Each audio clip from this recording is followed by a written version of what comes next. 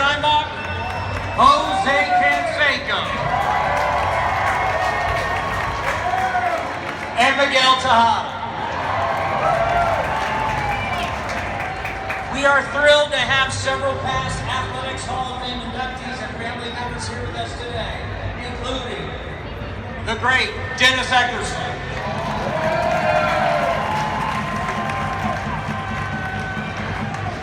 also Dave Stewart,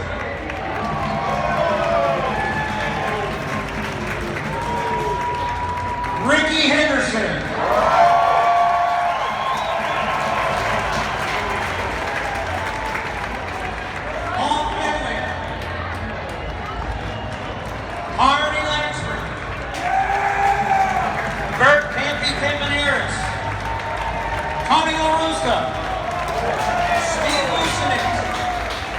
Roy Steele's daughter, Karen Mejia, Vida Blue's son, Derek Blue, and Carol Fossey, widow of the late, great Ray Fossey.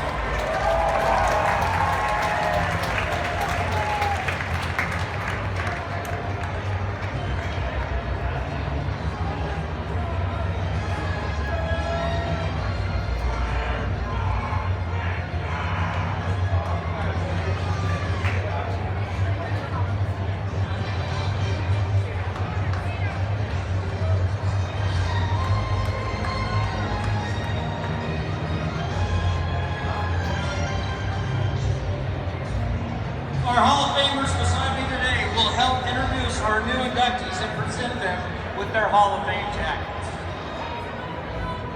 Eddie Joost played 8 of the 17 seasons for the Philadelphia Athletics, as well as serving as a player manager for the 1954 season.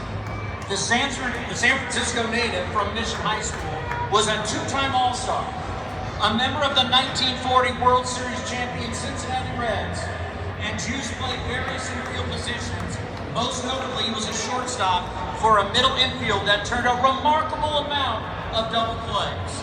The Philadelphia infield turned more than 200 double plays in 3 consecutive seasons from 1949 to 1951. In 1949, turning a whopping 217 twin killings, a major league record which still stands today.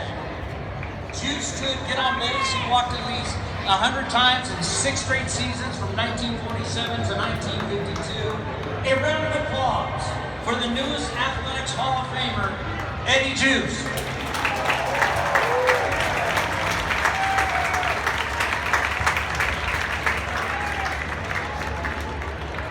Coming down the green, the gold carpet right now to pay tribute to Bill King. He's our very own voice of the Athletics, the voice of summer, and also a San Francisco Bay Area Radio Hall of Famer, the great Ken Korak. Thank you, Tony. It's great to see all of you today.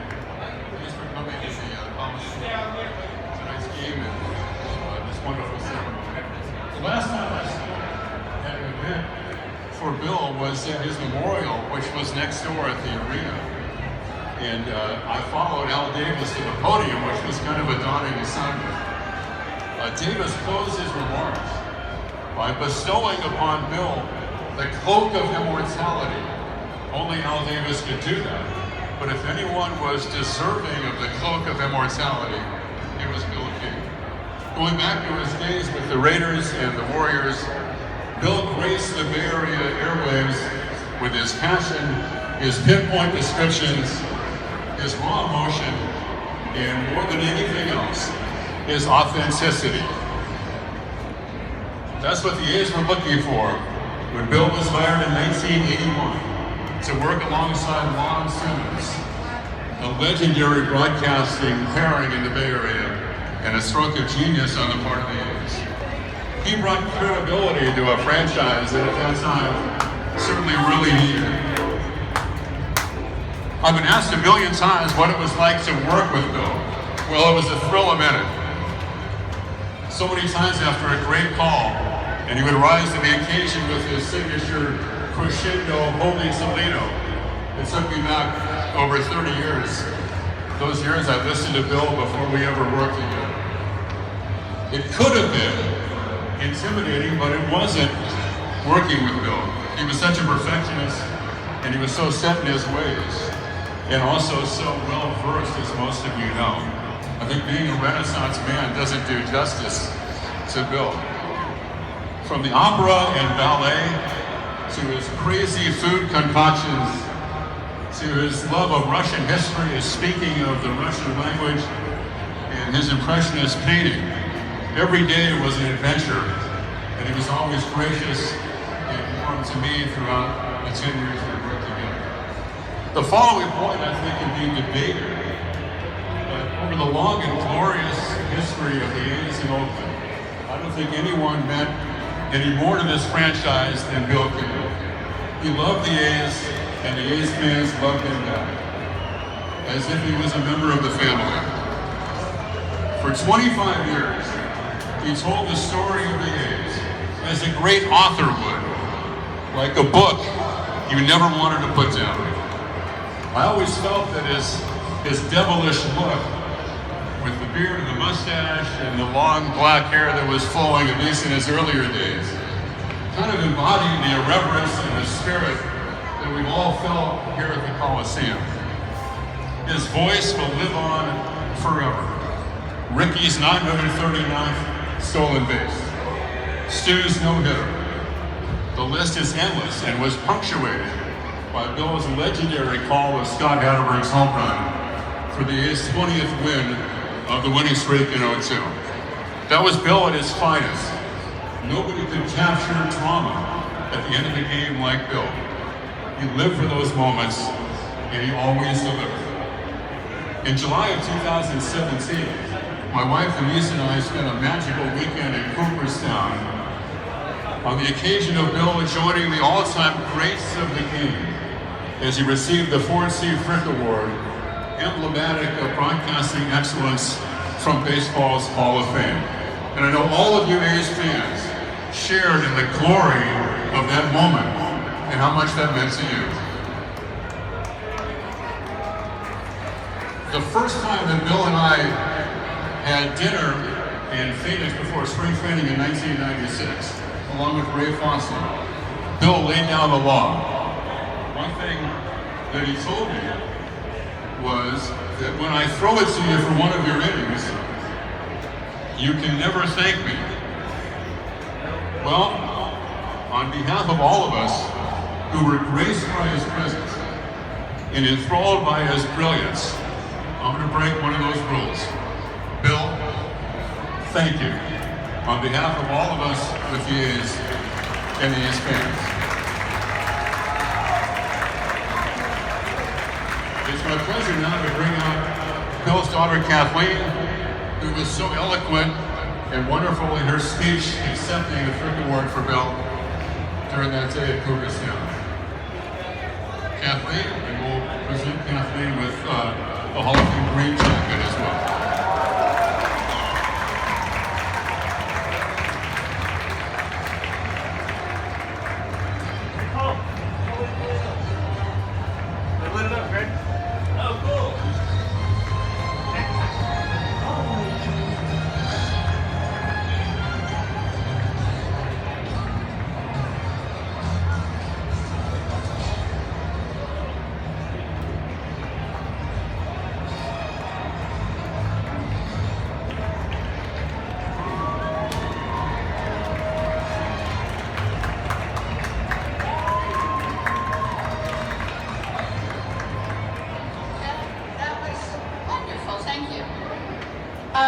Well, to think that Bill is now a part of the Athletics Hall of Fame in perpetuity. I have to thank the A's organization for this prestigious honor and congratulate Bill's fellow inductees, Jose Canseco, Miguel Tejada, Terry Steinbach, Eddie Joost, and Dick Williams. Truly a talented and formidable group of athletes and managers. Bill started broadcasting from the Coliseum complex soon after it was built in '66, starting with the Oakland Raiders, in '66, the Golden State Warriors in '67, and of course the Oakland Athletics in 1981. Bill was the voice of Oakland sports.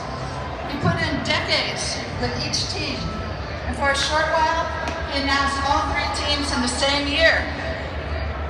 He was with the A's through Billy Ball, the Bash Brothers, Moneyball, the 1989 World Series, the Streak, and a slew of American League pennants and division titles, to mention just a few of the exciting periods in Bill's Oakland A's history.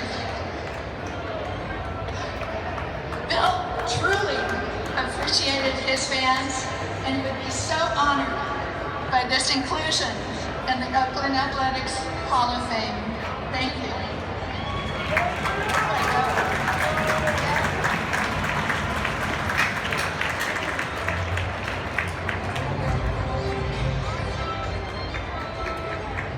Now to introduce our next inductee is Paul Finley, who represents his late father, Charlie Finley. The Finley family ownership led the A's to 3 World Series titles. Charlie was inducted in the inaugural Athletics Hall of Fame class. Take it away, Paul.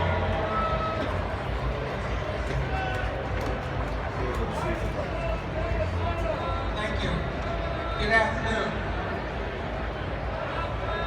Jake Williams played on the 1959 and 1960 Kansas City Athletics, but his legacy was cemented as manager of the Green and Gold. He had a knack for turning losing teams into winning teams, with a strong emphasis on fundamentals. In his 21 seasons, he managed a .420 winning percentage, leading the team to 2 consecutive World Series titles in 1972 and 1973. Among his years with the Red Sox, the A's, Angels, Expos, Patriots, and Mariners, the Shark-tongued skipper also managed 4 All-Star teams and 4 pennant winners. He was elected to the Baseball Hall of Fame by the Veteran Committee in 2008. Here on behalf of the late, great Dick Williams is his daughter, Kathy Williams.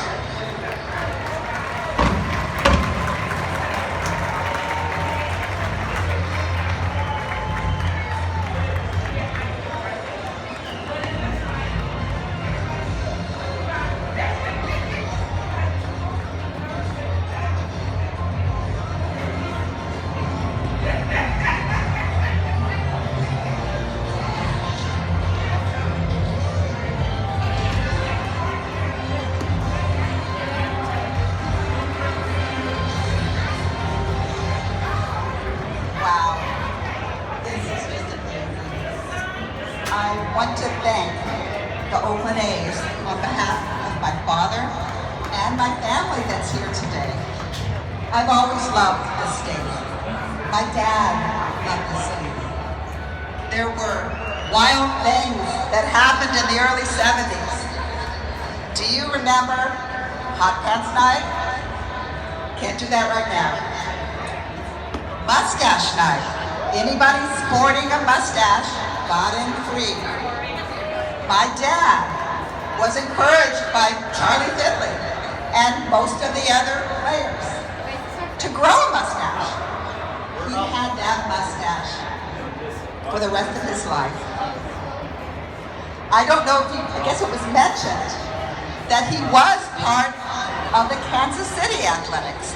So we feel like we've been a player as well as a manager for a long time. I remember all the players during the 71, 72, and 73 seasons, and they were like a family. We were all a family. Anytime we came back, we were always welcomed by all the players. So I want to thank you again for all the memories with my dad and my family. And thank you to all the players, and especially to all you Oakland A's loyal fans.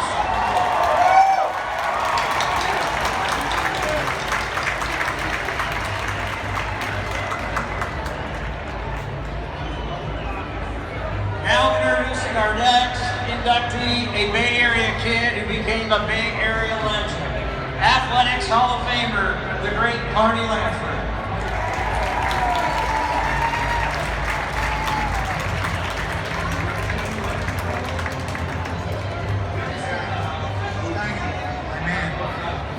Steiny and I shared this infield for nearly 7 seasons, including the 89 season when we won the World Series. Steiny's a 3-time All-Star, the 1988 All-Star Game MVP when he homered off Doc Gooden his first at-bat and later added a sacrifice fly. And of course, he's a World Series champion. Number 36 spent 11 of his 14 seasons in the arena, 3 in his home state of Minnesota.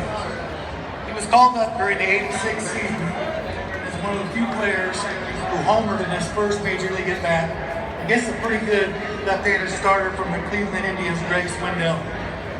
He caught 2 no-hitters, including the one that Stu threw against the Blue Jays in Toronto.